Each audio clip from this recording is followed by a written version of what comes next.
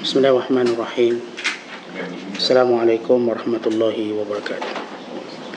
Alhamdulillahirabbil alamin wal 'aqibatu lil muttaqin wala udwana illa 'alal zalimin. Asyhadu an la ilaha illallah wahdahu la syarikalah wa asyhadu anna Muhammadan 'abduhu wa rasuluh. Allahumma salli wa sallim wa barik ala sayyidina Muhammad wa ala alihi wa sahbihi ajma'in wa ba'du. Qala al-musannifu rahimahullahu ta'ala wa nafa'ana Allahu bihi wa bi'ulumihi fid dharain amin. Telah berkata Imam al-Allamah Syekh Abdul Qadir Al-Jilani, semoga Allah Ta'ala merahmatinya dan kita mendapat manfaat serta barakah ilmunya. Carilah sahabat orang-orang mukminin yang hatinya penuh keyakinan kepada Allah Ta'ala, yang amal solehnya banyak terhadap Allah, sabar menerima kata-kata mereka, lalu amalkan seperti yang ditunjukkannya. Kelak engkau akan terselamat. Dengar kata-kata tok guru dan amalkan apa yang disuruhnya, dan hormatilah mereka jika engkau ingin selamat. Saya pernah mempunyai seorang tok guru. Setiap saya ada kemuskilan dan terlintas di hatiku hendak bertanya kepadanya, dia terlebih dahulu menghuraikan kemuskilanku sampai saya tidak perlu lagi hendak berbicara kepadanya. Semua itu berlaku kerana penghormatan saya kepadanya dan adab sopan saya kepadanya. Saya tiada berdamping dengan mana-mana tok guru melainkan saya menghormatinya dan beradab sopan kepadanya. Orang sufi itu tidak boleh menjadi bakhil kerana dia tiada punya apa pun di tangannya yang boleh dibakhilkan, sebab dia telah mengaku akan meninggalkan dunia semua sekali. Jika dia diberi orang sesuatu dari dunia itu, diambilnya bukan untuk dirinya, bahkan untuk orang lain, sebab hatinya telah bersih dari segala macam benda yang ada. Yang bakhil itu ialah siapa yang masih ada dalam tangannya harta atau benda. Orang sufi itu menganggap semua benda yang ada di tangannya itu ialah untuk orang lain. Maka bagaimana boleh dia menjadi bakhil dengan harta orang lain? Dia tiada memandang sesiapa pun sebagai musuh atau kawan, dan tiada peduli kepada pujian orang atau kecelaannya. Tiada memandang pemberian atau penahanan, mudarat atau manfaat boleh datang dari selain Allah. Dia tiada gembira dengan hidup dan tiada sedih pula dengan mati. Dia menganggap matinya itu adalah kerana sungutan Allah ke atas dirinya, dan hidup itu pula adalah kerana redha Allah kepadanya. Dia merasa keluh kesah ketika berada di kalangan khalayak ramai, dan merasa mesra ketika berada dalam khalayak jauh dari khalayak ramai. Makanannya ialah zikir kepada Tuhannya, dan minumannya dari minuman kemesraan dengan Tuhannya. Sebab itu tiada sebab dia boleh menjadi bakhil dengan habuan dunia dan seisinya, kerana dia tiada perlu kepada semua itu.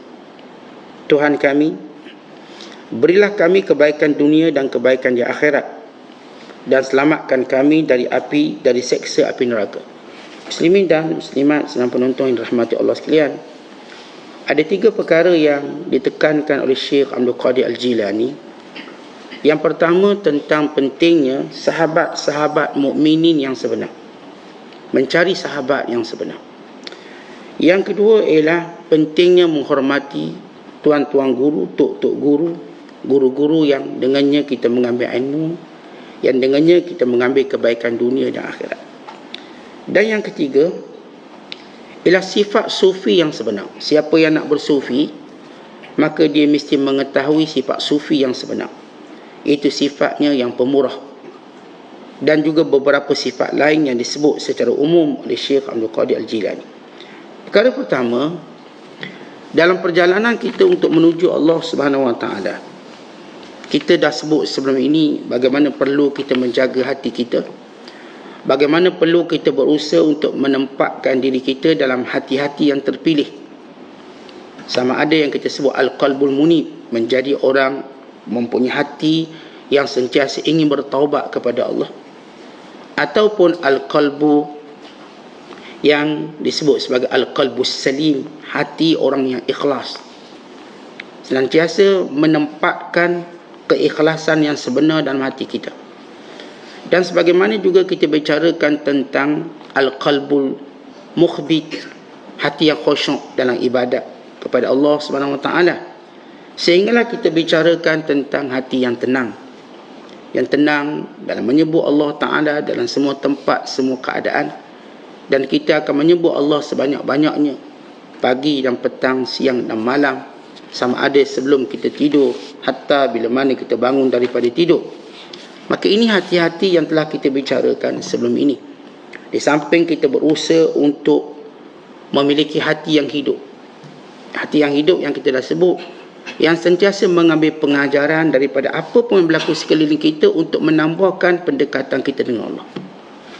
Yang melihat kematian, maka teringat kematian, dan melihat dirinya akan melalui kematian tersebut, maka makin dekat dia dengan Allah.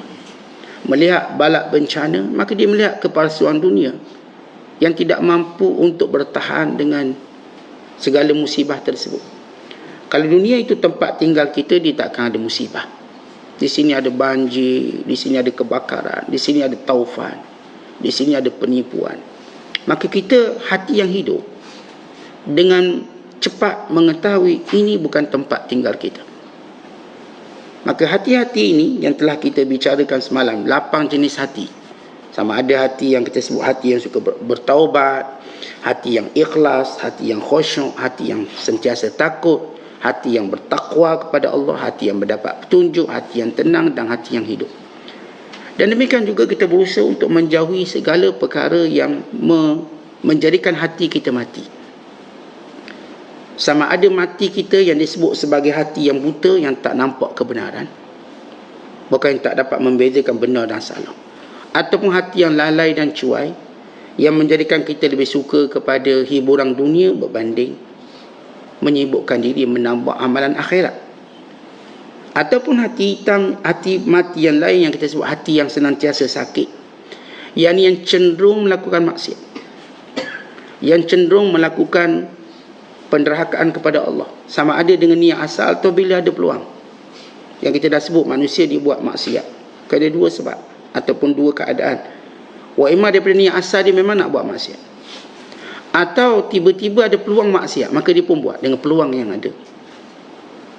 Maka ini orang hati berpenyakit. Kalau orang hati itu sihat, dia memang tak ada niat nak buat maksiat. Kalau ada peluang buat maksiat pun dia tak akan buat. Ada peluang, artinya kalau lalu depannya benda haram, walaupun tak ada orang tengok, dia tak akan buat. Kan dia bukan hati yang sakit. Dan demikian juga kita berusaha jangan menjadi hati yang berdosa, yang menyembunyikan kebenaran. Apapun perkara yang benar, apapun perkara yang betul, yang perlu kita zahirkan, maka kita zahirkan. Kita tak takut kesan daripada percakapan benar, sama ada dengan keluarga kita atau sebagainya. Dan kita juga telah menyatakan bahawa kita jauhkan diri kita daripada hati yang sombong, al-qalbu mutakabbir. Sifat hati yang sombong itu bila dia melihat diri dia lebih baik pada orang lain, bila dia melihat orang lain tak ada level, tak akan sama level dengan dia. Dia sentiasa lihat Allah sayang dia berbanding orang lain, walaupun dia ni buat maksiat. Sebab ini hati yang sombong. Hati yang sombong ni berbangga dengan kebaikan sikit dan berterusang buat maksiat. Kan dia punya hati yang sombong. Dia kata, kalaulah saya betul Allah murka, kenapa masa kat Mekah tuan tak bala pun saya? Untuk menjustifikasikan kejahatan-kejahatannya. Maka ini hati yang sombong. Sebagaimana Abu Lahab, Abu Jahal duk sombong dengan Nabi SAW. Dan kalau betul kami salah, kenapa tuan tak binasakan kami? Kami kan duk Mekah, biar turun bala terus. Tak ada bala turun kat Mekah pada kami pun, kata Abu Jahal, kata Abu Lahab. Kami okey, itu dapat tenang sembuh berhala. Walaupun mereka tak tahu bahawa kebinasan itu hampir dan cepat. Dia sebahagian orang yang sombong ni, tuan-tuan, bila dia buat sikit kebaikan, untuk yang saya sebut semalam, menjustifikasikan kejahatan yang dia buat. Maka dia kata, kalau sekiranya saya ni jahat lah ni, kebaikan ni semua okey je, boleh je. Mekah boleh pergi, saya pun buat masjid, buat surau. Walaupun zahir saya jahat, hati saya baik. Ini hati sombong. Kerana orang yang benar-benar takutkan Allah, sedikit maksiat pun dia takut, walaupun lautan kebaikan dia buat. Sikit. Aisyah radhiyallahu ta'ala anha satu hari dia mengumpat. Mengumpat dalam keadaan dia pun tak tahu tu mengumpat. Dia kata kepada salah seorang madunya bernama Safiyah tu pendek. Safiyah radhiyallahu ta'ala anha lawa. Maka datang cemburu Aisyah radhiyallahu ta'ala anha. Maka bila Safiyah datang jumpa Rasulullah, beri makanan sekian. Maka kata Aisyah radhiyallahu ta'ala anha, innaha qasiratun, pendeknya dia. Lalu kata Nabi SAW, Aisyah, perkataanmu itu kalau dicampur dengan air laut, berubah air laut. Satu perkataan umpatan, satu je, kata pendek. Kata pendek. Kalimah ini kalau campur ke air laut, berubah air laut. Maksudnya maksiat yang kecil boleh rosakkan kebaikan yang banyak. Lepas tu jangan duk bangga kita buat baik tu, baik ni, buat ni. Dan sama kita berbangga maksiat, konongnya kalau kita teruk, takkanlah kebaikan yang kita boleh buat. Itu orang hati yang sombong. Dia panggil al-qalbu mutakabbir. Itu Fir'aun sombong dengan Musa. Aku bela kamu, kata Fir'aun. Aku bela kamu, kamu besar di istana aku. Kesombong konon nak menutup kejahatannya, menindas Bani Israel. Allah Ta'ala tak terima. Kita dah sebut kebaikan, sifat dia akan menjauhkan. Kebaikan yang Allah terima, sifatnya menjauhkan kita daripada kejahatan. Kebaikan yang Allah tolak, sifatnya ialah menyuruh kita buat maksiat dan berbangga dengannya, dengan kebaikan kita buat. Sebab itu kita orang beriman, bila kita buat baik banyak, saya pergi umrah, saya pergi haji, saya sedekah ramai orang, saya pemurah dengan ramai orang. Tapi kalau satu maksiat saya buat, saya takut puncanya ini saya boleh masuk neraka. Sikit je kita buat maksiat, kita takut, seolah-olah kita tak nampak kebaikan kita buat. Kan dia takutnya pada Allah. Yang kita dah sebut tentang hati wajil, hati yang takutkan Allah. Walaupun dia sedekah banyak, dia masih takut Allah tak terima dia buat. Walau dia solat banyak, dia takut Allah tak terima, padahal dia tak pernah tinggalkan solat. Dan demikian juga kita bicarakan tentang hati kasar, al-qalbul ghalis, iaitu hati yang kita tahu mereka yang tak boleh bertolak ansur. Orang yang tak boleh bertolak ansur dalam muamalah, ini hati yang kasar. Dan Nabi SAW sentiasa diperintahkan untuk bertolak ansur. Allah berfirman, fabima rahmatin minallahi linta lahum walau kunta fazzan ghalizal qalb lam faddu min hawlik.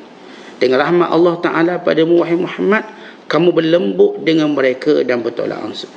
Kalau kamu bersifat keras, berhati kasar, nescaya mereka lari daripada kamu. Kadang-kadang tuan-tuan kita kata, kenapalah orang lari pada saya, kenapa orang tak nak kawang saya? Maka jawapannya kerana hati kita keras. Kita kasar muamalah kita. Kita tak reti nak tolak ansur. Ada orang tu kata, Ustaz, saya bini saya pun lari daripada saya. Yang kata adik-beradik, bini pun lari. Barangkali kita kasar dalam muamalah dengan mereka. Kita tak ada tolak ansur. Jenis cerita kita dia nak menang, orang lain tak boleh menang. Nabi SAW, dia lomba lari dengan Aisyah. Lomba lari dengan Aisyah. Rasulullah SAW memang tak ada orang boleh kalahkan Nabi. Tapi Rasulullah dan hal duniawi, Nabi buat kalah. Nabi berlari dengan Aisyah, buat kalah. Kenapa? Biar Aisyah bergembira. Macam kita main dengan anak-anak kita lah, kita buat kalah, tak jatuh ego kita tu. Tuan-tuan main berlari dengan anak-anak kecil, umur 2 tahun, 3 tahun berlari, menang, kita pun tepuk tangan sebab dia menang. Kenapa? Kerana kita ada hati yang lembut. Kita main gusti lengang dengan anak kita, kita menang kan, tak apalah, beri dia semangat, kita dah menang lama dah. Maka orang ni dia ada hati lembut. Ini tak boleh, semua benda dia nak menang, semua benda dia nak biarkan dirinya menang. Tuan-tuan, hidup ni tak seronok kalau tuan-tuan tengok satu sukan, satu pasukan je menang, memang tak seronok. Ramai orang habis dia kalah. Bahal duniawi kadang-kadang dia jadi seronok bila ada yang mengalah. Seronok. Walaupun kita berada pada tempat kita boleh menang sentiasa. Boleh menang sentiasa. Maksudnya kalau saya suami, saya atas kapasiti suami boleh menang. Ya, beras kita beli, kita boleh menang. Duit kita. Tapi kalau kita mengalah, kita jadi lebih hebat pada itu. Kita mengalah dengan isteri kita. Kita mengalah dengan anak kita. Dan hal duniawi, bukan hal akhirat. Hal agama kita tak ngalah. Jangan pula, Ustaz, saya bangun subuh, saya ngalah, Ustaz. Biar bini saya bangun awal. Itu tak panggil hati lembut. Itu hati yang berpenyakit. Ustaz, bab kebaikan ni saya mengalah dengan isteri saya, anak saya. Tak, bab akhirat kita jangan ngalah. Itu kita diminta berlomba buat baik. Ni kita hal duniawi ni. Hal duniawi. Kadang-kadang kita main masak-masak, kita buat jadi tak sedap sikit masakan. Biar dia menang masak. Biar dia menang. Memang isteri kita tahu dia tak lawan kita. Kita chef, mana boleh lawan. Pada waktu kita saja buat tak sedap. Biar bini rasa dia dah menang, suami dia dah kalah. Jadi tak ada masalah. Hal dunia, tuan-tuan. Bila kita mengalah, nampak hebat kita. Hal dunia. Kita naik kereta Lamborghini, berlomba kancil, bagi kancil tu menang. Seronok kancil tu, biarlah kesian dia. Lah dia ni tak ada duit, boleh beli kancil je. Nak lomba kita bagi dia menang. Seronok, aku menang lawan Porsche, lawan Lamborghini. Biar dia boleh tidur lain ni. Tak ada air apa pun. Tak ada air. Sebab orang kalau dengar pun, dia saja bagi menang tu. Takkanlah dia kalah. Atau mungkin driver dia orang tua tu. Atau mungkin driver dia malah berlomba kamu. Maksudnya hal duniawi ni, tuan-tuan. Kalau orang hati lembut, dia boleh mengalah orang. Tapi kalau jenis hati kasar, tak boleh ngalah. Saya bak dunia memang takkan ngalah. Bak akhirat je ngalah. Orang bangun tahajud, dia tak bangun, tak apalah, Ustaz, kita ngalah, Ustaz. Bagilah dia bangun tahajud. Bak kuliah, Ustaz, saya ngalah, Ustaz. Biar dia kuliah, saya tak pergi. Bukan begitu. Kemudian kita dah sebut tentang hati kasar yang keras. Iaitu hati-hati yang dibacakan ayat Allah tentang syurga, tentang neraka, tentang kematian, tak kesan langsung. Amaran Allah, kemurkaan Allah langsung tak jadi apa bagi dia. Dan last kali yang kita bicarakan semalam tentang hati yang menyeleweng. Hati yang menyeleweng artinya orang yang suka selewengkan kebenaran. Datangnya betul, dia boleh corner baring jadi tak betul. Kan kerjanya menyeleweng. Menyeleweng kebenaran. Menolak kebenaran. Baik, lepas kita dah sebut tentang usaha kita mendapatkan hati yang hebat ini dan menjauhkan hati yang mati dan rosak, maka bagaimana kita nak istiqamah dengan kelebihan ataupun dengan hati seumpama itu? Kita mesti ada kawan yang soleh. Tentang bila kita sebut istiqamah je, dia tak boleh lari daripada sahabat-sahabat yang baik sekeliling kita. Sebab kekuatan istiqamah itu terhasil dengan sahabat sekeliling kita.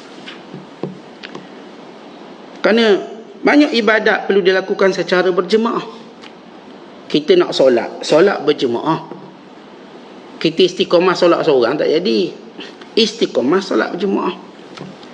Kita istiqamah menuntut ilmu. Takkan menuntut ilmu seorang-seorang, tak panggil istiqamah. Berjemaah dalam menuntut ilmu. Maka sebahagian besar ketaatan kita pada Allah memerlukan sahabat-sahabat yang baik, yang sentiasa kita mendampingi dia, dia mendampingi kita. Kaedah kita bersahabat, sama ada dia lebih alim pada kita, lalu kita ambil manfaat ilmu dia, atau kita lebih alim pada dia dan dia mengambil manfaat ilmu kita. Dia lebih baik pada kita, lalu kita mencontohinya. Atau kita lebih baik daripada dia, lalu dia mencontoh kita. Ada pun orang yang dia dah lah tak pandai, dia tak nak pun ambil ilmu daripada kita. Kita tegur, tak nak dengar. Kita beritahu, tak nak ikut. Dia bukan sahabat. Sahabat ialah yang boleh memberi nasihat dan menerima nasihat kita. Yang boleh mengikuti kita atau kita mengikuti dia. Artinya dia ada dua benda. Pertama ilmunya, yang kedua akhlaknya. Akhlak dia lebih baik pada saya, maka saya boleh ikut contoh dia. Atau akhlak saya lebih baik pada dia, dia ingin ikut saya, mencontoh akhlak. Atau saya ini lebih pandai pada dia, maka dia dengan mudah tanya dan mengambil ilmu saya. Atau dia lebih alim pada saya pula ambil ilmu dia. Ini sahabat. Sahabat-sahabat ini, Syekh Abdul Qadir menyebut, sifat pertama yang perlu ada daripada sahabat-sahabat mukminin kita. Ingat, kita tak bersahabat orang kafir. Kita kawan orang kafir boleh, sahabat tidak. Masuk kawan ni ialah kawan kerana asas duniawi, kerja, kita satu tim buat kerja, buat projek itu, maka itu asas duniawi. Tapi kawan dengan maksud asas ukhrawi, dunia dan akhirat, yang kita harapkan didoakan kita, dia beri syafaat pada kita, dia penyebab ketaatan kita pada Allah dan dekat dengan Allah. Kita waktu kita kawan dengan kafir, kita tak harap kita dekat dengan Allah, bukan kita nak peroleh manfaat duniawi sahaja. Sebagaimana dia pun kawan dengan kita, orang kafir ni, untuk manfaat duniawi. Agak-agak dia pun boleh tumpang projek kita, dia pun boleh tumpang bisnes dengan kita. Maka ini sahabat-sahabat bukan Islam. Tapi sahabat yang mukminin, kita tahu boleh sebut je sahabat mukminin, kita akan kata doakan saya, jangan lupa saya dalam doa. Mana pun dia pergi, kita kata jangan lupa doa saya. Dengar pula dia nak pergi umrah, nak pergi haji, doalah saya. Tak ada pula kita dengar kawan kafir kita nak pergi kuih, kau doakan aku sekali tau. Kerana kita tahu dia sesat, tak mungkin kita minta. Mereka orang jahil. Maka sahabat kita mestilah orang mukminin. Ramaikan sahabat mukminin. Dan mukminin yang perlu menjadi sahabat kita, kata Syekh Abdul Qadir, ialah orang yang keyakinannya pada Allah kuat, tinggi. Baik keyakinan kepada Allah dalam bab rezekinya, baik keyakinan dia pada Allah Ta'ala dari sudut sabarnya, keyakinannya dari sudut melihat segala kebaikan takdirnya. Orang-orang yang kita kawan dengan dia dalam bicara, dalam perbuatan tunjuk keyakinan pada Allah. Jangan takut, jangan sedih, Allah kan ada. Cara dia cakap, kita tahu dia orang ni ada keyakinan. Tak apa kalau ini takdir Allah, kita terima. Ini orang keyakinan. Tak apa, kita tawakal pada Allah, serah pada Allah. Kita pun dah usaha. Ini orang ada keyakinan, sabar, barangkali ada hikmahnya. Ini orang yakin pada Allah. Orang yang yakin pada Allah, kalau tuan-tuan kawan dengan dia, tuan-tuan tak akan putus asa dalam hidup. Kalau tuan-tuan kawan dengan dia, tuan-tuan sentiasa bermotivasi. Tuan-tuan kawan dengan dia, tuan-tuan sentiasa terpengaruh dengan cepat dalam melakukan kebaikan macam dia. Akhirnya kita kawan dengan dia, kita jadi makin berani. Kita kawan dia, makin kuat tawakal kita, makin sabar kita, makin yakin kita pada perjalanan hidup ini. Yang kedua, kata Syekh Abdul Qadir, kawan yang kita nak kawan ni ialah kawan yang banyak buat amal soleh. Maksudnya sibuk waktunya buat amal soleh. Kita kalau tengok jadual dia, sibuk buat amal soleh. Jangan sekadar kita cerita solat fardu 5 waktunya, bukan menuntut ilmunya, bukan bagaimana dia menjaga masa dengan keluarganya, dengan anak-anak dia, bagaimana dia ada masa dengan masyarakat dia. Kita tengok dia banyak, semua benda yang dia buat tu benda soleh-soleh belaka, baik. Kita nampak dia tak buang masa dia. Kita nak kawan orang ni supaya apa? Supaya kita juga sibuk buat amal soleh. Kalau ikut dia, kita pun sibuk buat amal soleh. Seharian ikut dia, seharian kita dalam amal soleh, dalam ketaatan kepada Allah Subhanahu Wa Taala. Kemudian kalau kawan kita nasihat walaupun kasar, ikutlah. Jangan kehilangan kawan bila kita tak dengar cakap dia. Tahu benda dia beritahu tu baik. Daripada musuh kita beritahu, baik kawan kita beritahu. Teguran ini, wa'imah dia datang daripada musuh kita dengan penghinaan, dengan makian, dengan menjatuhkan, atau dia datang daripada sahabat kita, kawan kita, dengan kasih sayang, dengan doa supaya kita jadi baik. Kita hidup ni akan tetap ditegur salah kita, tetap akan ada orang tegur kita. Cuma kita memilih siapa yang tegur kita, sahabat yang baik ataupun musuh yang mengambil peluang kelemahan itu. Kita umpama pakai seluar zip tak tutup, zip lupa tutup, sama ada kawan baik beritahu zip tak tutup tu, atau musuh yang tu viralkan zip tak tutup, oh dia viral je, tengok dia ni begini. Sebab itu kalau kita nak dapat, kalau kita tidak mahu musuh menyebut kekurangan kita, maka terimalah nasihat kawan kita walaupun pahit. Terima nasihat. Kadang-kadang kawan kita ingatkan, Allah ilhamkan kepada kawan-kawan kita dulu untuk jaga maruah kita. Kawan kita beritahu, kau ni jangan buat macam ni, nanti orang pandang macam mana, nanti orang tengok macam mana, hati-hati perangai ni, bla bla bla gitu. Kita bukan ikut suka aku lah, aku nak buat macam mana. Itu Kawan dia kata, tak apalah dah awak, saya dah cakap awak tak nak dengar, terpulang. Maka musuh akan jumpa benda ni.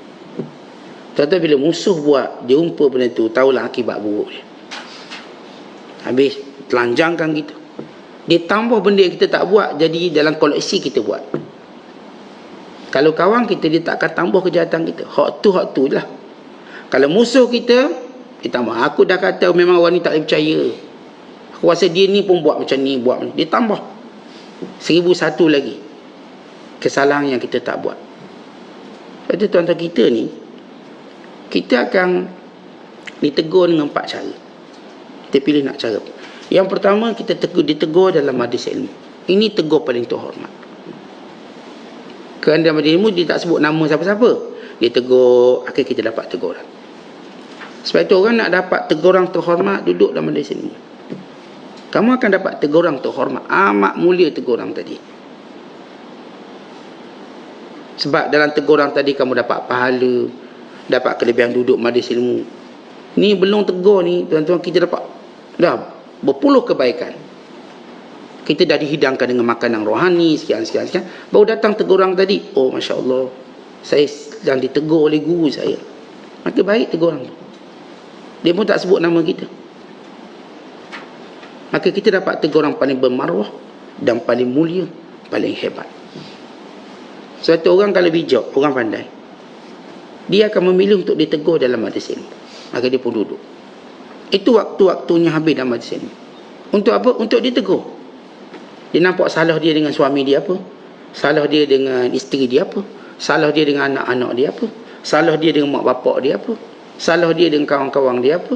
Salah dia dengan tok guru dia apa? Dia nampak. Maka dia secara mulia bermaruah. Yang kedua, kita ditegur oleh sahabat yang baik. Tapi bila sahabat kita tegur, dia mention nama kita, Mak, Li, Abu, kenapa buat macam tu? Dia tegur dia.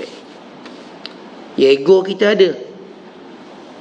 Kadang-kadang kita, Allah, awak ni baru pergi masjid 2 tahun. Saya dah 20 tahun pergi masjid. Kita duduk banding siapa makan garam dulu pula. Aku dulu belajar aku daripada kamu. Nak tegur aku. Habis kawan tu pun senyap, tak nak tegur. Bila orang beriman dah tak nak tegur kita, ketahuilah kita ada sombong. Muawiyah bin Abi Sufyan, dia tiap hari bila datang hari Jumaat, dia berkhutbah. Ataupun setiap waktu dia berkhutbah. Dan dia kata, adakah ada orang nak tegur saya? Ada tak orang nak tegur saya? Seorang tak nak tegur dia. Sebab dia dah pemimpin, siapa nak tegur dia? Semua orang takut, nanti peruntukan dipotong. Dia sedih. Dia cakap lagi, sehingga datang seorang sahabat Rasulullah, datang seorang orang yang soleh, yang merupakan seorang tabi'in. Dia masuk Islam. Datang seorang orang yang soleh, yang dia ni Masya Allah suka tegur. Ketika mana sedang orang ni bercakap, Muawiyah bercakap, dia bangun dan dia saung Muawiyah tu. Orang dah kata hilang dah kepala dia, maksudnya mati dia. Orang dah kata bila kena penjara. Dia tegur betul-betul, salah kamu buat benda ni, buat benda ni. Akhirnya Muawiyah nak jumpa dia. Muawiyah jumpa dia, senyum, gembira. Anak dia tengok Yazid. Ya, kenapa dia gembira sangat kena tegur dia orang ni? Patut tangkap.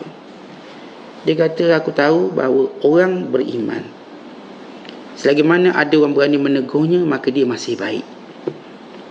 Tapi dah tak ada orang tegur dia, makna dia bukan orang baik dan dia orang sombong. Kita nama ayah. Dalam keluarga tu tak ada orang tegur kita. Bini kita tak boleh tegur, tak terkutip pun bini kita. Anak kita sementelah lagi. Dah kita bawa sombong tu puluhan tahun dalam rumah tangga. Tak ada orang ni tegur. Isteri tegur, tu tidur kat luar isteri dia. Anak tegur, tak boleh balik rumah. Contohlah. Maka kita, tuan-tuan sekalian, akan dapat kebaikan selagi mana kita menerima teguran orang-orang baik sekeliling kita. Itu yang kedua. Kalau kita tolak teguran tu, tegur, kita akan tetap ditegur. Macam mana pun orang akan tegur. Cuma siapa tegur kita dan bagaimana keadaan kita selepas ditegur. Yang ketiga, kita akan ditegur oleh musuh kita. Tu banyak mana orang baik, dia buat maksiat, dia orang lain tak berani nak sebut, tiba-tiba musuh dia viralkan video dia. Ini kejahatan dia buat. Maka ia lebih pedih, dia lebih teruk. Kita kawan-kawan baik tak berani tegur dah, takut. Musuh ambil kesempatan, siap dengan video, siap sekian-sekian, habis kita. Tak ada, jangan biarkan musuh melihat keaiban kita. Sebab dia bukan baiki kita, dia akan jatuhkan kita sejauh-jauhnya. Itu bila kita dah jatuhkan oleh musuh, nak bangun balik susah. Kawan kita tegur, kita boleh bangun dengan cepat. Musuh bila menegur dengan segala kebencian, hasad, dengki, dan kita sebut tadi kejahatan yang ditambah, kita buat satu je salah, dia tambah lagi 10, supaya kita tak bangun lagi. Akhirnya kita dipulau oleh manusia, ditolak, sampai tak bermanfaat lagi apa yang kita ada. Jangan cakap lah kami dah tahu kaum bohong. Padahal banyak lagi benda betul kita nak cakap. Tak ada. Orang dah claim kita, dah tohmah kita bohong. Sebab musuh dah dapat detect. Ataupun yang keempat, kita ditegur dengan hukuman Allah. Itu jauh lebih berat. Allah hukum kita, datang bala pada kita, menegur salah kita. Ialah musuh pun tak berani sebab kita lagi jahat pada musuh kita. Akhir datang bala Allah. Kena penyakit, kena itu, kena ini. Ini yang berlaku pada Hajjaj Yusuf Al-Thaqafi. Orang baik, dia memang tak adalah nak duduk majlis ilmu ni. Dan orang baik pula tak berani tegur dia, tegur hilang kepala. Orang jahat pun tak berani tegur sebab dia lagi jahat pada orang tu. Maka tinggallah dia dengan sombong. Akhir dihukum oleh Allah. 2 minggu sebelum dia meninggal, dia dibalik dengan gila. Dah jadi gila. Bayangkan orang ada jawatan tiba gila, dan melilau sana, dan mati dalam keadaan penyakit yang pelik dan misteri. Habis doktor rawat, tak boleh rawat. Maka mati dia dengan penuh hina. Tak ada orang peduli dia. Tuan-tuan, jangan sampai macam tu. Macam Fir'aun. Fir'aun, orang baik tegur, dia tak nak ikut. Orang jahat memang takkan tegur pun, mengampu je. Sebab dia Fir'aun. Last kali siapa tegur dia? Allah turunkan bala pada dia. Habis. Game over. Jadi kita, tuan-tuan, dalam 4 teguran. Tuan-tuan pilih tegur mana? Tuan-tuan nak tegur orang tu hormat, maka tuan-tuan duduk dalam majlis ilmu, tuan-tuan ditegur. Wa imma ditegur daripada mulut guru kita, atau daripada ilham yang hadir di situ. Kita pun datang ilham, Allah, betul lah Ustaz cakap tu. Saya tak macam tu lah, betul lah, betul. Dia main betul-betul tu, ilham baik datang. Dia datang dalam majlis ilmu. Itu guru kita macam cakap tu simple, ringkas. Tapi kita ni Allah beri ilham untuk lebih dalam fikir benda tu. Betul lah, selama ni memang aku lalai lah, lara lah, aku nak berubah, aku nak jadi baik. Ilham tu kuat datang sebab duduk majlis ilmu. Atau tuan-tuan ditegur oleh orang baik, tengok anyuk lama dah, atau ditegur oleh musuh, atau dihukum oleh Allah. Jadi masing-masing kita pilih lah nak tegur macam mana. Tuan-tuan nak mulia, tuan-tuan pilih cara jalan orang mulia. Sebab itulah kita diarahkan menuntut ilmu sampai mati, supaya kita terus ditegur dengan cara dirahmati dan dimuliakan. Biar saya menuntut ilmu, tuan-tuan, sampai mati. Saya nak duduk dalam majlis ilmu sampai mati. Biar tua saya ini ditegur dengan cara mulia. Kita orang-orang tua, kalau orang tegur cara biadab, marah kita dah tua. Kita dah tua, dah jadi pengusi 20 tahun. Tiba datang jemaah baru tegur kita. Budak ni nak kena ni, tak tahu aku ni, orang lama sini ni. Maka kita mungkin akan jadi sombong lepas tu. Jadi nak tegur mulia, duduk majlis ilmu. Kita tua ke, kita ada pangkat ke, semua ditegur dengan mulia. Semua. Raja-raja yang minat majlis ilmu, dia ditegur dengan mulia. Dia duduk, kita tahu ada raja-raja dia minat majlis ilmu. Dia duduk bersama para alim ulama. Dia dengar bicara alim ulama, maka dia tegur dengan baik. Hatta para ulama juga mereka duduk dalam majlis ilmu untuk ditegur dengan baik.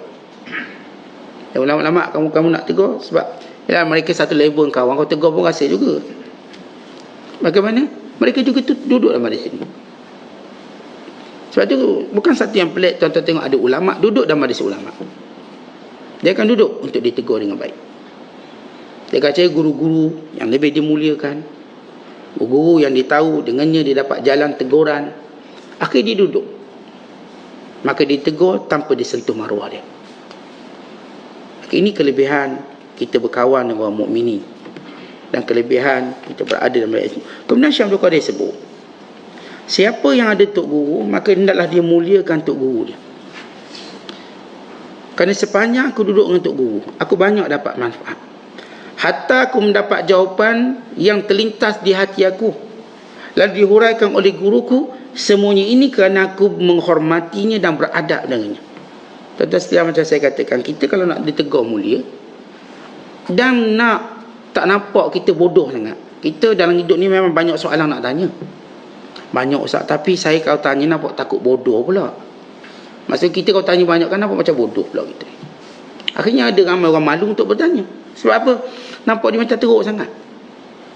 Kan kau tanyakan, tiba orang kata, alah bab ni pun orang tanya. Tak tahu berapa umur? Tak pernah belajar Orang nak boleh kejawab tu dihina dulu sebakul kat kita. Sebab tu kita tak nak tanya. Tak tanya. Baru kita naik, saya nak tanya soalan. Awak ni soalan serupa je dah 30 tahun saya tengok soalan ni. Malu pula kita. Tapi macam mana kita tak nak malu ni? Tak nak nampak kita ni bodoh sangat bila bertanya soalan-soalan yang patut dah kita tahu 20 tahun dulu. Tapi kita baru nak tahu. Baru nak tahu. Akhirnya mungkin orang ketawakan kita. Seorang kata, ustaz saya ni, kalau seorang tu bersetubuh dengan isteri dia tapi tak keluar air mani, wajib tak mandi? Orang pun ketawa di belakang. Tak tahu kau selama ni tak mandi wajib ke? Dia buah kata tu ada. Maka malu. Maka dia duduk je sampai tok guru dia hurai benda tu. Oh, alhamdulillah tak payah tanya, tidak malu aku. Nak tanya hubungan dia dengan isteri dia. Nak tanya bab rasuah. Ni kalau tanya bab hukum rasuah, orang pun tengok dia. Siapa tanya ni? Oh, rupanya haji tu terima rasuah banyak. Dah malu lagi kita. Kan bila kita tanya, orang kata kita yang buat benda tu. Walaupun kita cuba cover ni, kawan saya tanya, ya ke kawan awak? Macam ya awak je ni. Oleh sebab itu, kalau kita nak dapat jawapan tanpa kita tanya, tuan-tuan duduk depan tok guru, hormat dia elok-elok, tuan-tuan akan jumpa jawapan dia. Sebab tu kata Syekh Abdul Qadir, banyak soalan aku nak tanya terjawab dalam majlis ilmu. Dek kerana berkat aku hormat dan beradab sopan dengan guru aku.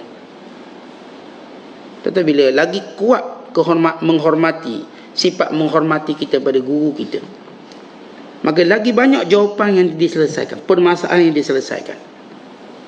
Akhirnya kita bukan sekadar dapat menjawab apa yang menjadi kemuskilan kita selama ini, bukan kita juga boleh beritahu pada orang jawapan yang orang lain juga muskil pada kita, yang muskil persoalan tadi.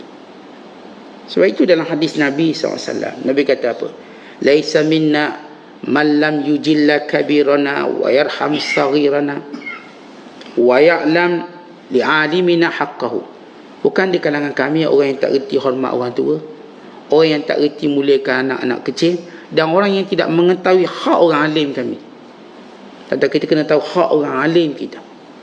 Sebab Nabi SAW menyatakan, fadlul alim alal abid ka fadli ala adnakum.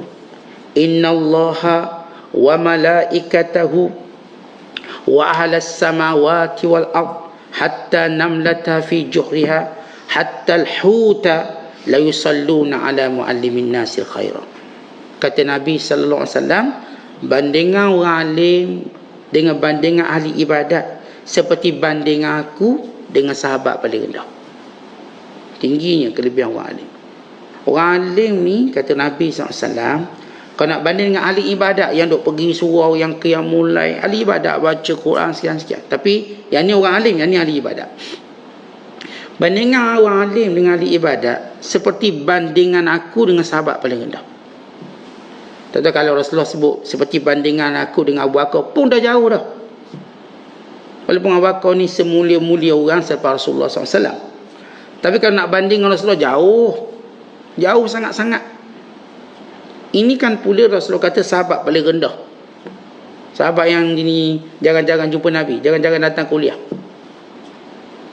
Kalau jumpa pun terserpak sebulan sekali, 2 bulan sekali. Ini paling sahabat rendah, kurang mendampingi Nabi SAW. Banding orang alim berbanding-bandingan orang yang ambil, macam bandingan aku dengan sahabat paling rendah. Dan sesungguhnya Allah, kata Rasulullah, malaikatnya, penduduk langit dan penduduk bumi, sehingga semut dalam lubang, sehingga ikan dalam lautan, memohon keampunan kepada guru yang mengajar kebaikan ini. La yusalluna ala muallimin nasil khair, mengucapkan istighfar, ya Allah ampunkan dosa orang alim ini yang memberi manfaat pada manusia. Kita tahu manfaat paling besar dalam kita mengajar orang ialah manfaat agama, sebab menjadikan orang itu kenal Allah, dekat Allah. Kita lihat kedudukannya. Sebab tu kita lihat bagaimana para ulama dahulu memuliakan ulama-ulama. Kita baca kisah Imam Asy-Syafi'i rahimahullah.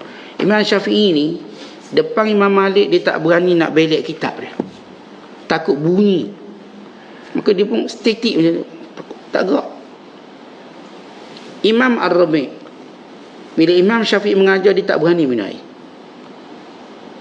takut Imam Syafi'i tengok dia, tak minum air dahaga, duk tahan gitu, tak berani. Kita siap makan pizza, lepas tu makan ondeh-ondeh, makan belaka.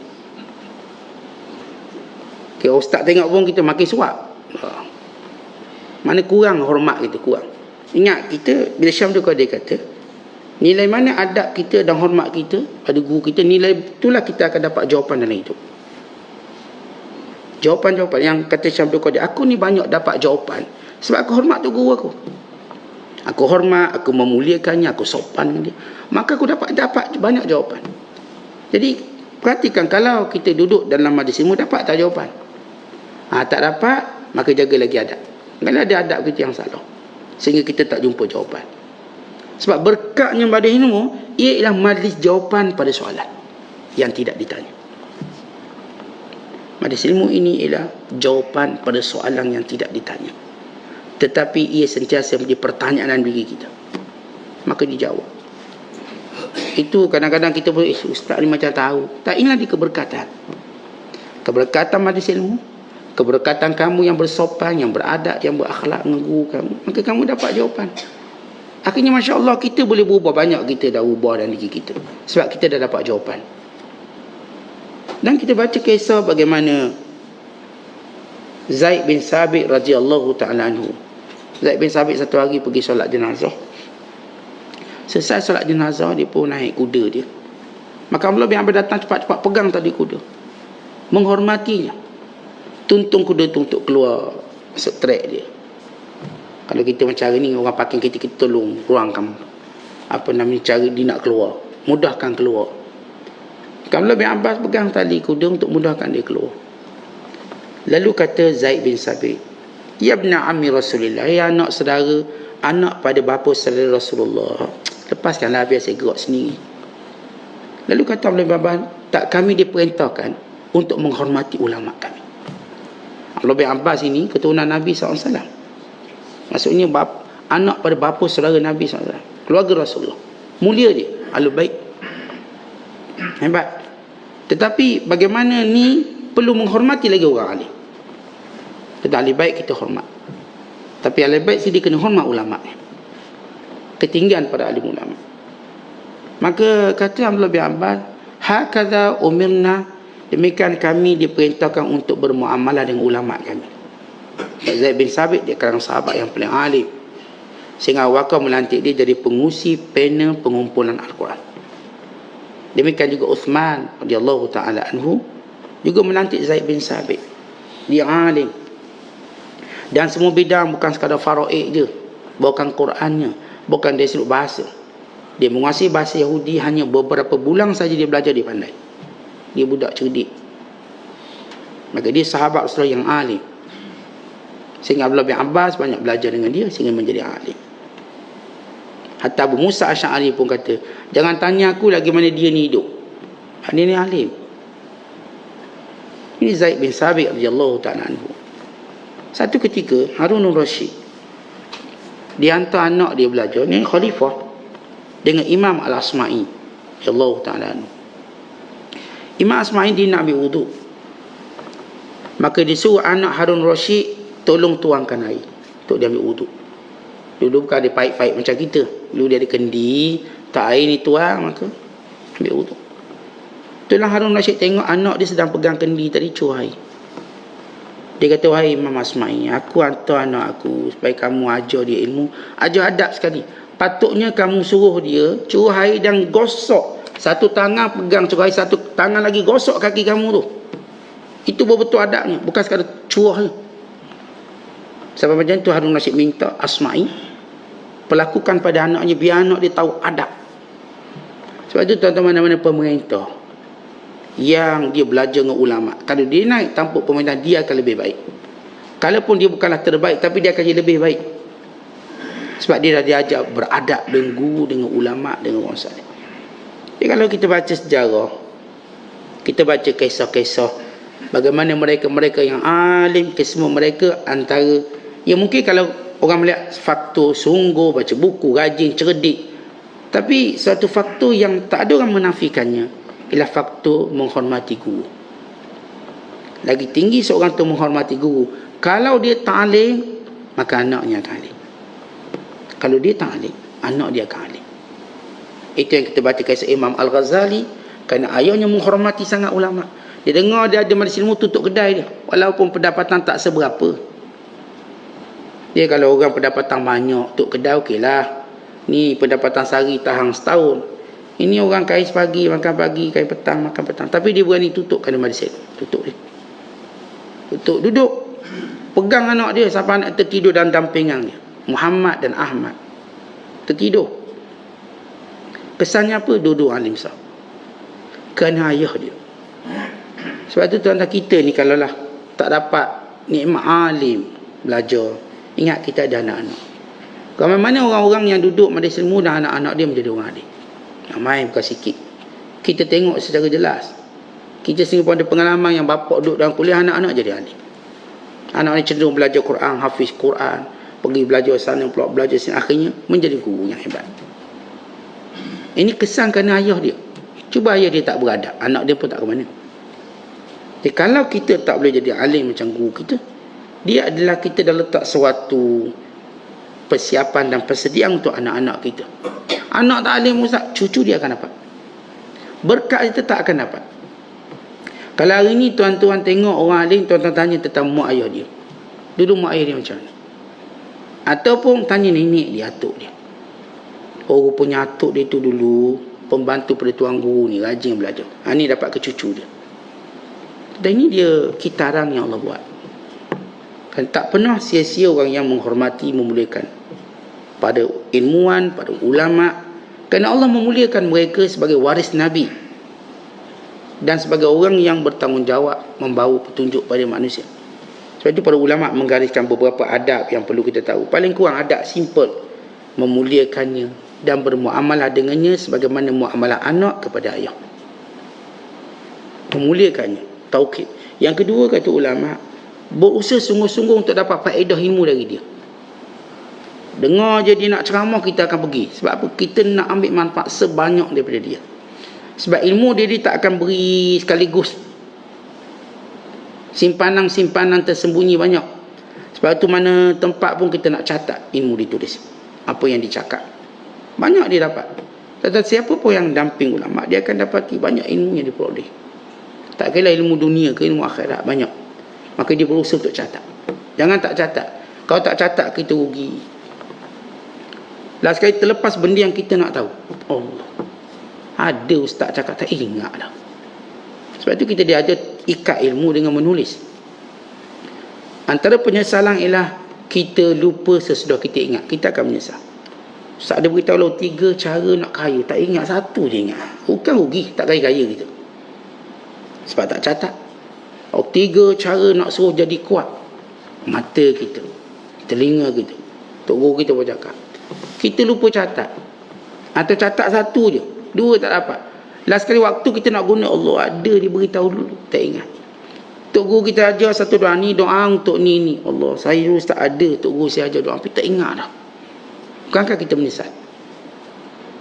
Menyesal dengan mutiara-mutiara yang macam tu. Itu tuan-tuan, kita boleh catat, boleh rekod, boleh simpan. Kelak tuan-tuan telah menyimpan harta yang banyak. Alhamdulillah, saat saya simpan ni nota ustaz kuliah terbang ni, simpan dia. Ada manfaat. Belik kembali, kamu akan ingat. Waktu kita catat, kita tak ingat. Kalau pun ingat untuk tempoh kuliah ya, pas kuliah mesti lupa, confirm lupa. Tapi bila kita buka sekali lagi, Tuan-tuan akan ingat dan tak akan lupa. Tuan-tuan buka sekali. Yang kita tulis nota hari ni, kemarin, yang sebelum ini, cuba tuan-tuan buka balik. Hatta kami, waktu kami duduk dengan guru kami, kita pun catat lah. Dulu kita ni memang tak bawa buku berasingan. Kita akan catat pada kitab. Berbanding hari ni kita ada buku asingan. Kita sekarang kaya-kaya belajar. Dulu kitab tu lah ada. Kita panggil dobek. Dobek ni ialah mencatat nota dalam kitab kita belajar. Setiap perkataan di syarah kita bertulis. Jadi kitab kita tu penuh contengan. Penuh dengan conteng-conteng. Dan guru kami, waktu kami belajar dengan beliau, beliau tunjuk satu kitab yang beliau belajar dengan gurunya, penuh contengan. Kita tak boleh baca. Kemudian dia beli kitab yang baru untuk mengajar kami. Contengan itu ialah dobek, kita panggil nota. Bila kami tulis nota-nota ni, tuan-tuan, saya ada berkotak-kotak nota saya tulis waktu saya belajar. Kita ambil, kita buka balik. Ini nota tahun 1997. Ini nota tahun 1999. Dalam buku-buku kita tengok. Masya Allah, kita akan ingat dan tak lupa lagi. Baca kedua itu ialah ingatan yang tak akan lupa. Dan kita rasa macam seronok. Rasa macam ilmu tu macam banyak balik. Mula rasa macam kurang, tak ada ilmu. Bukan maksudnya bangga dengan orang, bukan. Untuk kita. Kita kan dapat nilai, rasa macam tak tahu banyak ni. Tengok, alhamdulillah banyak dah tahu. Bukan untuk bangga dengan orang, untuk pencapaian kita. Sebab itu buka balik nota. Tuan-tuan, bila tuan-tuan baca balik nota, tuan-tuan akan ingat. Tuan-tuan baca lagi, tuan-tuan ingat dan tak akan lupa. Tuan-tuan baca lagi, tuan-tuan ingat, tak lupa dan boleh sampai pada orang. Itu penting kita catat. Ini adab kita dengan guru, berusaha sungguh-sungguh untuk mengambil ilmu dia. Catat sungguh-sungguh. Yang ketiga, kata ulama, ikut perangai dia yang baik-baik. Perangai dia kita tahu dia takkan buat macam tu melainkan datang daripada ilmu dia. Jangan kalau perangai itu bukan datang dari ilmu, kerana kekurangan dia, kita jangan ikut. Jangan ikut. Abdullah bin Mas'ud radhiyallahu ta'ala anhu, dia orang alim besar, sahabat. Tapi dia ni, tuan-tuan, ada sikit cacat kat kaki. Bila dia solat, kaki sebelahnya ke depan. Jadi makmum semua pun kaki depan juga ikut. Sebab kan kena ikut tok guru. Kawan ni sakit kaki. Maka kata Abdullah bin Abbas, jangan ikut yang tu, jangan ikut lah, aku sakit. Yang aku buat ni berdasarkan ilmu tu, ikut. Jadi maksudnya kita ikut tok guru kita pada perkara kita tahu itulah ilmunya. Kalau tok guru kita tengah solat sebab dia ada masalah sini, kita pun sama solat padahal kita tak ada masalah, itu orang jangan ikut. Sebab dia buat tu bukan sebab sunnah, dia buat kerana keuzuran dia. Kalau dia buat tu kerana watak spontan dia, itu kita mungkin boleh ikut. Kerana apa? Kita akan ingat dia. Ada guru kami, bila dia cakap sikit, dia akan macam ni. Dia kalau fikir macam dia, kita panggil keruk dahi, ataupun ini kita panggil apa ni, garu dahi. Dia macam belek kita. Kenapa tok guru saya bila mengajar, bila nak fikir dia pegang, dia macam belek kitab dia. Rupanya bila kita baca dalam hadis Nabi, ada Rasulullah SAW pegang dahi macam ni. Maka dia melakukannya. Maka akhirnya kita membuat sama. Akhirnya kita bila belajar, ikut tok guru kita perbuatan daripada benda yang kita tahu ini mesti datang daripada sumber ilmu. Tapi kalau benda tu sebabkan uzuran dia, jangan diikut. Dia kejap sedawa tu, tok guru angin banyak macam ni, nak murid jamu macam-macam. Kejap kita pun kan kena ikut tok guru. Itu ada yang kena empuk tu. Itu keuzuran dia, jangan ikut yang uzur dia.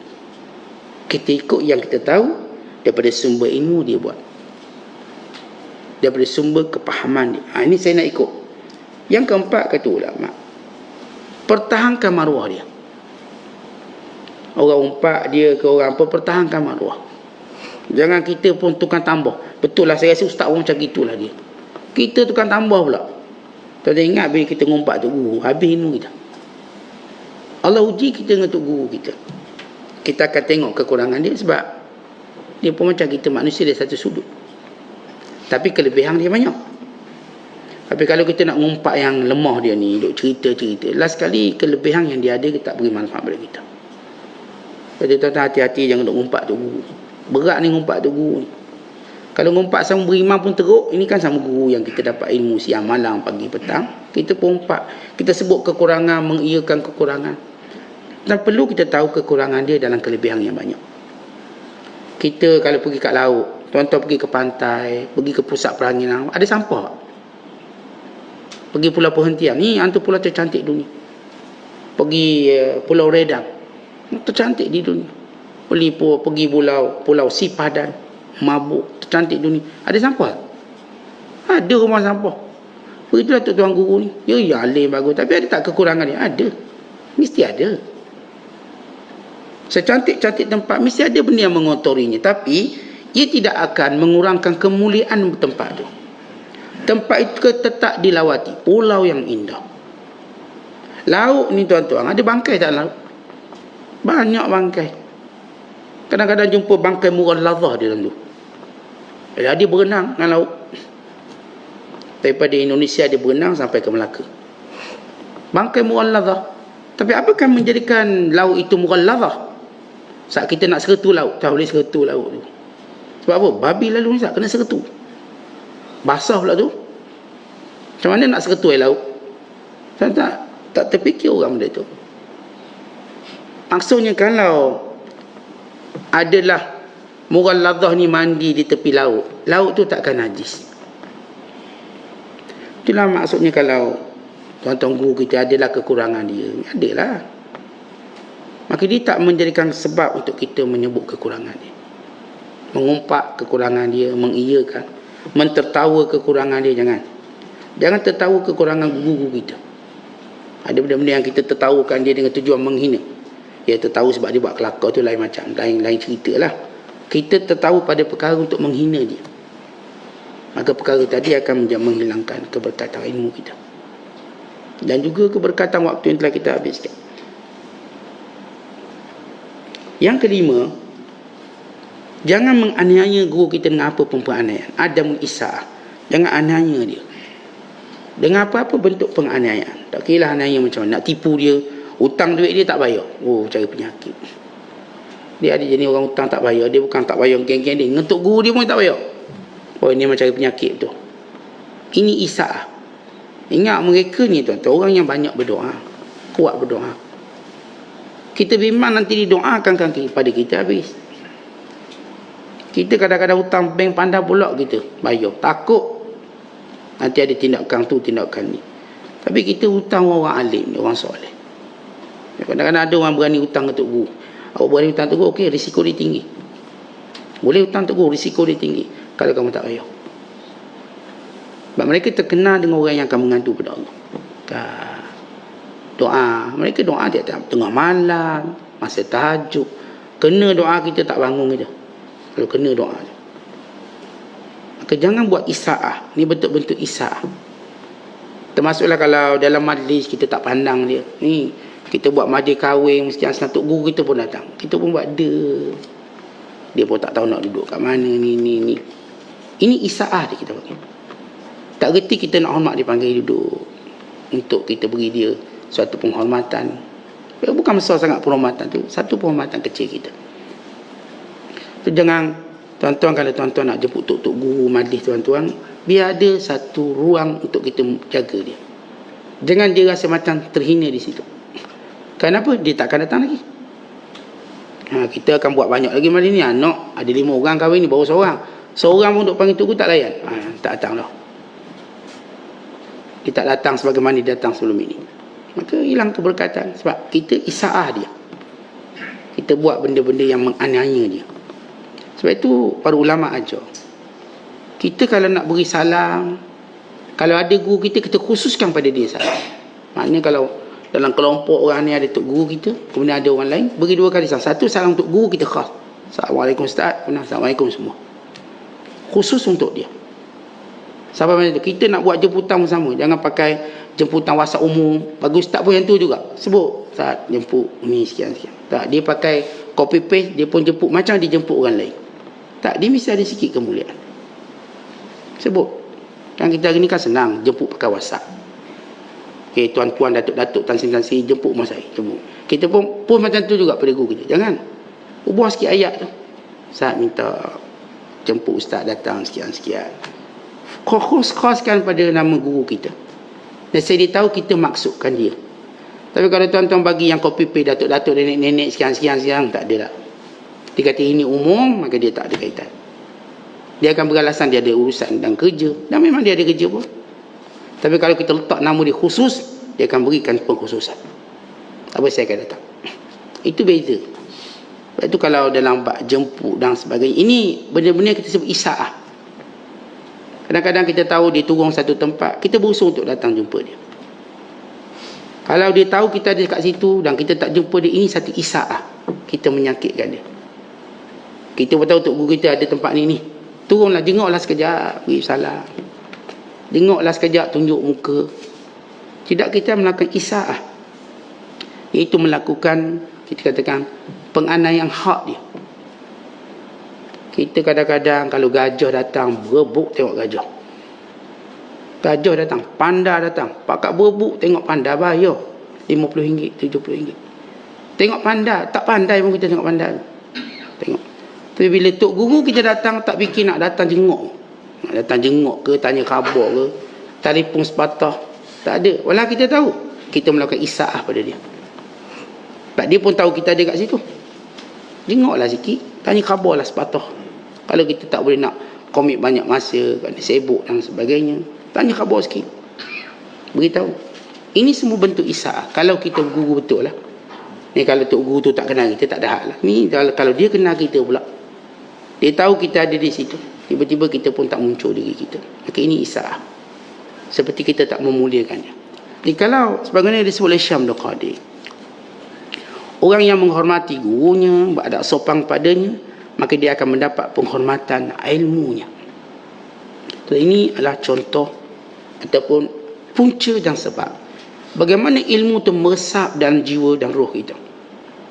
Rahsianya ialah pada kita menghormati guru kita. Dan kita juga tahu Tok Guru kita manusia. Tetapi bukanlah kita maksud menghormati sampai ta'asuk ikut kesalahan dia. Tak ada, kita tak sebut. Tak ada guru pun cakap macam tu. Bahawa guru kita juga manusia, dia ada kekurangan. Kadang-kadang dia betul, kadang-kadang dia salah dalam ijtihad, dalam hukum.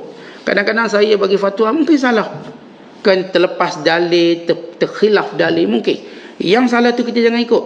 Tapi bukan maksud tak ikut kita hina dia. Rupanya bodoh Tok Guru aku ni, kan? Ada waktu dia mungkin salah. Sebab dia manusia. Tak ada manusia betul belaka, melainkan Nabi SAW. Kita atas nama manusia, setinggi mana pun ilmu kita, dia ada kekurangan yang akan berlaku sebab kita manusia. Kadang-kadang salah, kita nak kata haram jadi halal. Ustaz tu kata halal, padahal kan haram dia tu. Dia mungkin terlepas pandang dan dalil dan sebagainya. Akhirnya dia akan tarajuk balik, atau kita katakan tarik balik dalam kuliah yang akan datang pula dan sebagainya. Ustaz kejap kata macam ni, kejap kata macam ni. Ya, sebab dia manusia dan dia berijtihad untuk sampai pada kebenaran. Sebab itu Iz bin Abdul Salam, pagi dia beri fatwa lain, petang dia ternyata nampak fatwa tu salah. Dia raung kat tempat dia ngajar, siapa yang dengar fatwa aku pagi tadi, dia salah, yang baru fatwa petang tadi. Sebab manusia. Macam mana pun kita berusaha untuk tidak salah, kita manusia. Kita bagaimana berjalan berhati-hati untuk tidak jatuh, kita tetap akan jatuh sebab kita manusia. Kita mandu kereta, sebab mana pun kita mandu kereta, kita akan terbabas. Betul, yang terbabas ni semua juara dunia belaka. Sementara yang tak pernah juara, yang dah juara dunia, yang litar ni, dia sekali test sampai 1000 kali pun dia boleh terbabas. Artinya Tok Guru kita walaupun dia duduk baca Quran tiap hari, hadis, dia mungkin terbabas sebab dia manusia. Oleh sebab itu kita sebut kesalahan, kekurangan dia banding kita lagi banyak. Tok Guru kita salah, kita takkan tertahu, kita tahu dia manusia. Kita lagi banyak salah. Sebab itu kesalahannya jangan kita ikut. Kalau Tok Guru tu beri fatwa tu salah, kita jangan ikut. Macam mana saya tahu salah Ustaz? Saya bukan ahli. Ada Tok Guru lain lah beritahu pula. Sebab itu Tok Guru ni ramai. Tok Guru terkhilaf, salah cakap, Tok Guru lain betulkan. Maka kita ambil yang betul. Yang salah ni jangan diingat, biarlah kita belajar yang lain pula.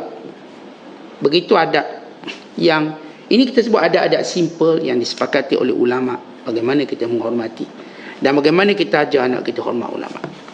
Ada pun adab-adab yang lebih detail, sejauh mana kita dekat dengan orang tu. Lagi kita dekat macam kita dengan isteri kita.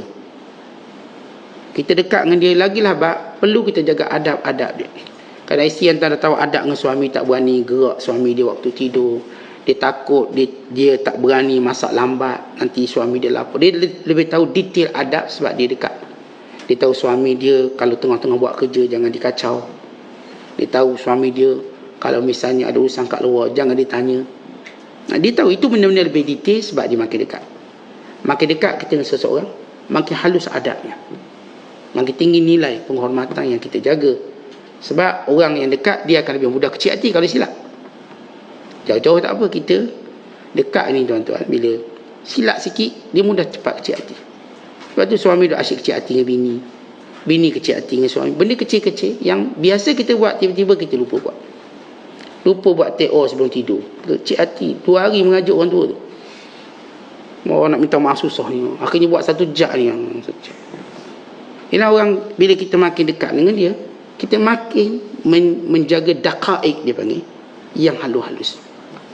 Supaya kita terus dalam doa mereka, kita terus dalam kebaikan yang mereka nak beri pada kita. Wallahu a'lam. Assalamualaikum warahmatullahi wabarakatuh.